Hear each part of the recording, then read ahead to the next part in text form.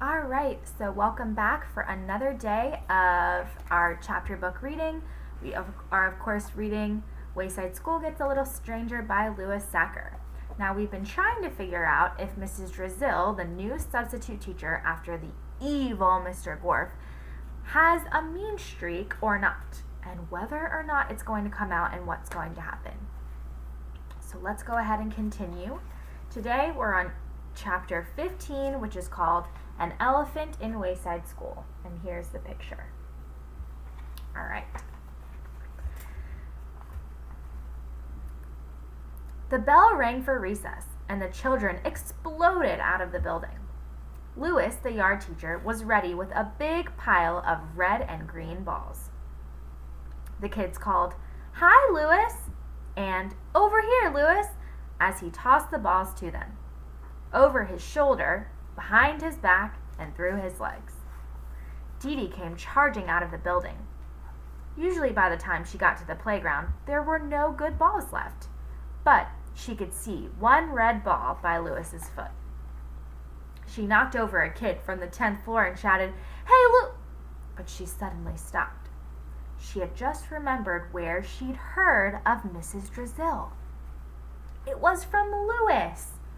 He had once told her about the meanest teacher he'd ever had when he was a kid. She hurried over to her friends to make sure. "Hey, Todd," she called. Todd was over playing tetherball with Ron, and as he turned to look at Dee Dee, the ball came around and bonked him on the head. "Do you remember when Louis told us about the meanest teacher he ever had?" asked Dee Dee. Todd shook his head.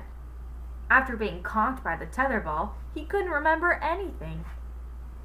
"I remember," said Jason, who was in line to play. "Whenever Louis got in trouble, the teacher used to put the trash can on top of his head." "That's right," said Jenny. "And then Louis would have to keep it there for the rest of the day, and everyone would laugh at him.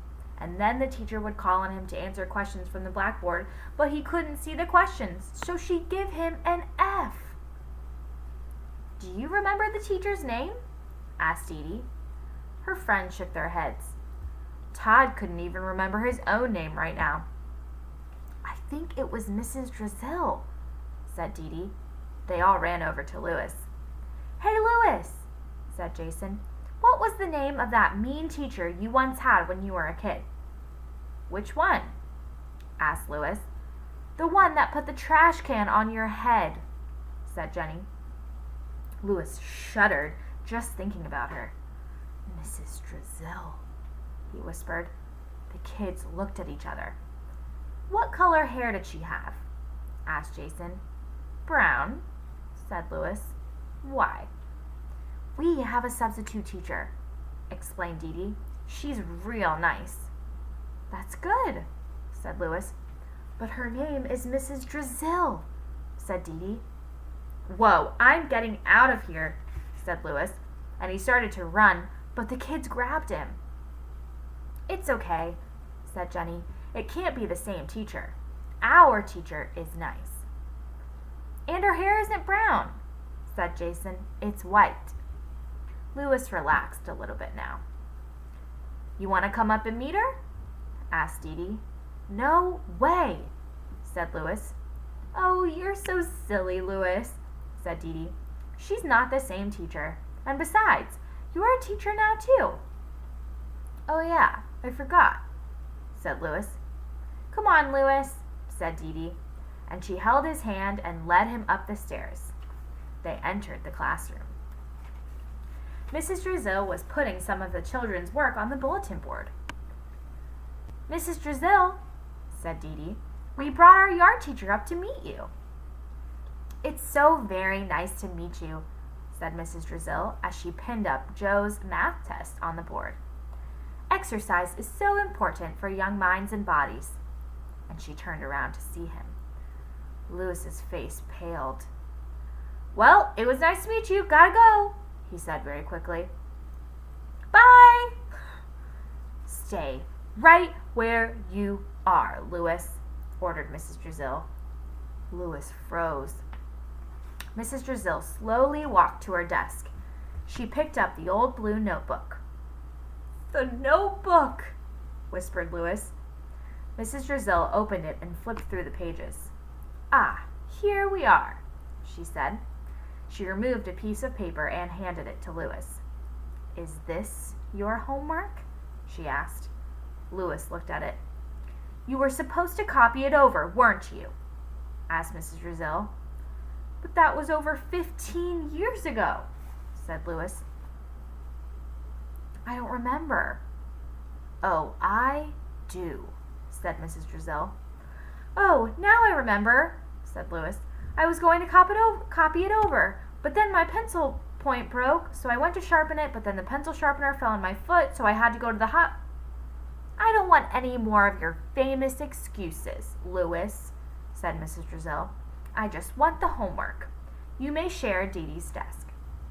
Louis sat next to Dee Dee to do the homework. And remember, Louis, said Mrs. Drizzle, I know your old tricks. Dee Dee watched Louis struggle with his homework. Sorry, Louis, she said. Don't be sorry, said Mrs. Drizzle.